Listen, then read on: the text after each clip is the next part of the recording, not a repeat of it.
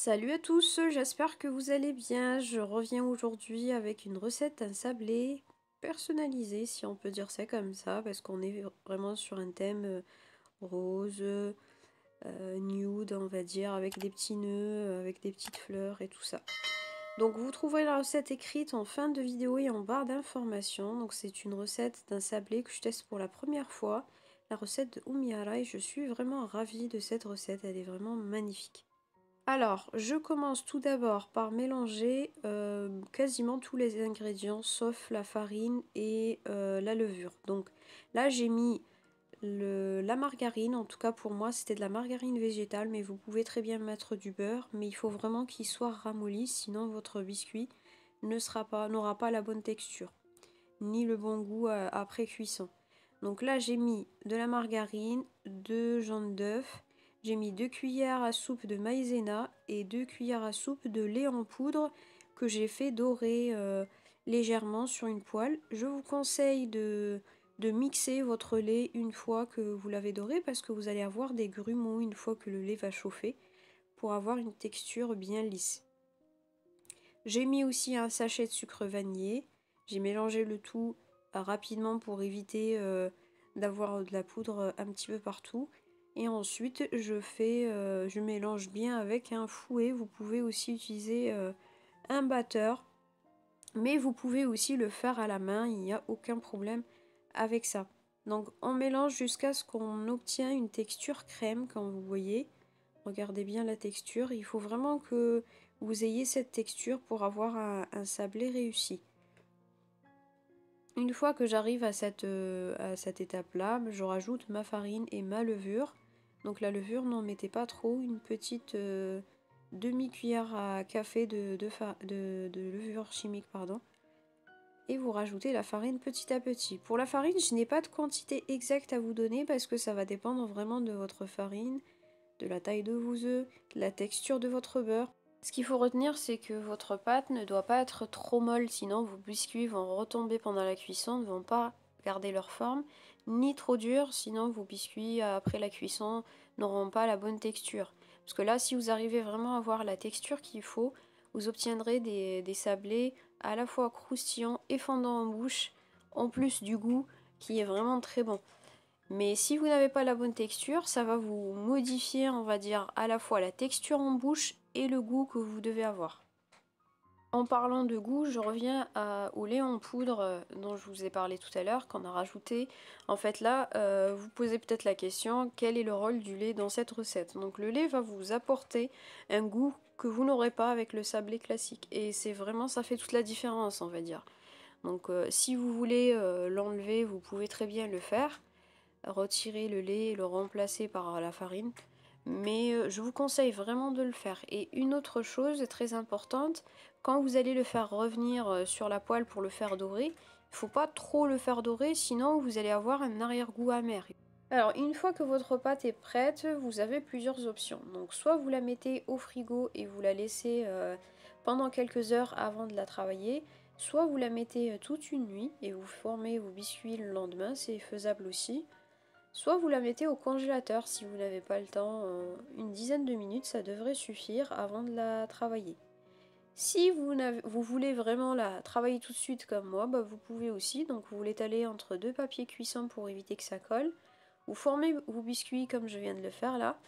Ensuite, vous la mettez au congélateur pendant 5 à 10 minutes pour pouvoir enlever vos biscuits sans les déformer. Voilà, vous voyez l'épaisseur des sablés que j'ai fait.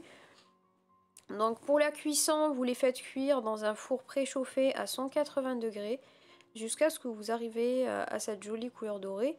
Vous n'êtes pas obligé de les faire cuire autant, moi c'est juste parce que je les aime bien comme ça. Donc vous, ça va dépendre de vos goûts, hein. Vous pouvez les faire cuire moins que ça, bien évidemment. Une fois que mes biscuits sont bien cuits et qu'ils ont totalement refroidi, je les colle avec de la pâte à tartiner pour ma part, mais vous pouvez très bien utiliser de la confiture, n'importe laquelle, la confiture d'abricot, de fraises aussi, pourquoi pas. Vous pouvez aussi utiliser du miel, vous pouvez utiliser une crème au beurre par exemple, si vous préférez. Vous pouvez utiliser la crème spéculoos aussi, ça peut faire l'affaire. Donc c'est vraiment à vous de voir ce que vous voulez mettre à l'intérieur. Moi je vous propose juste une option on va dire, mais c'est à vous de voir ce que vous voulez. Donc une fois que mes biscuits sont collés deux par deux, je prépare mon glaçage. Donc là j'ai fait fondre du chocolat blanc au bain-marie et j'ai rajouté du colorant liquide pour ma part. Donc vous pouvez mettre ce que vous voulez. Le colorant en gel est pas mal aussi pour le chocolat blanc en tout cas, qui est un peu difficile à travailler parce que ça peut durcir et ça peut facilement... on peut facilement rater notre glaçage si on rajoute un colorant qui n'est pas adapté, donc faites attention à ça.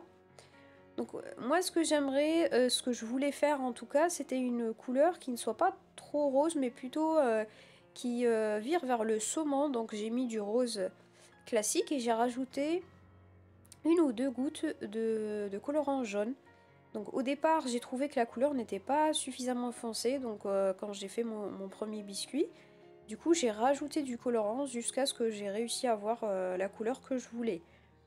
Donc une fois que j'arrive à cette étape là, je glace tous mes biscuits et je les laisse sécher soit à l'air libre, soit au frigo pour aller plus vite, pour finir la décoration. Donc vous allez voir juste après la prochaine étape on va dire de décoration. Donc je reprends exactement le même chocolat que j'ai utilisé pour glacer les biscuits.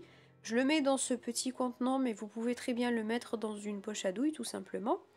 Donc là moi je vous donne une idée de décoration, mais vous pouvez très bien faire autrement, hein. C'est vraiment à vous de voir. La décoration va dépendre des goûts de chacun, va dépendre des envies, va dépendre aussi de l'occasion aussi. Donc là moi j'ai utilisé du rose, du couleur saumon aussi, tout ça. Mais vous pouvez par exemple faire du bleu si c'est pour une naissance, admettons, pour un petit garçon. Si c'est pour un anniversaire aussi pour un petit garçon, vous pouvez utiliser du bleu avec du blanc et tout ça.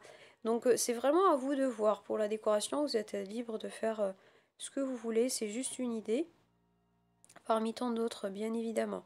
Donc une fois que j'arrive à cette étape là, que je finis tous mes biscuits, je laisse sécher et là je passe à la dernière ou l'avant-dernière plutôt étape pour ma part, parce que je vais rajouter une autre. Donc là je mets un tout petit peu de chocolat et je mets mes petites fleurs. Donc les petites fleurs je les ai formées avec de la pâte à sucre et avec un petit emporte-pièce que j'ai. Je vais vous montrer ça juste après. Vous pouvez utiliser la pâte d'amande par exemple si vous voulez. Et là c'est ce que j'ai utilisé. Donc la première que vous avez vue, la petite fleur, c'était de la pâte à sucre. Mais là c'est de la pâte d'amande.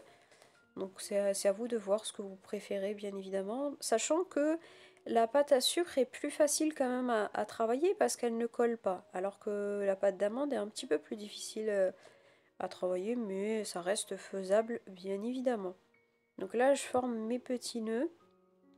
Vous pouvez aussi utiliser les moules en silicone pour former vos petits nœuds. Je vous ai déjà montré un modèle que j'ai dans la recette de sablé personnalisé que je vous ai posté il y a plusieurs mois, qui sont aussi très jolis. Donc là c'est un autre modèle.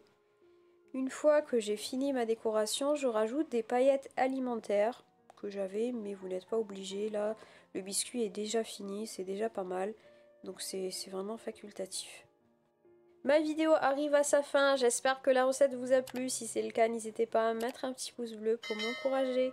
Si vous avez des questions, vous pouvez me laisser des commentaires, je vous répondrai avec un grand plaisir. Je vous dis à très vite dans une autre vidéo. Prenez soin de vous. Ciao ciao, à bientôt.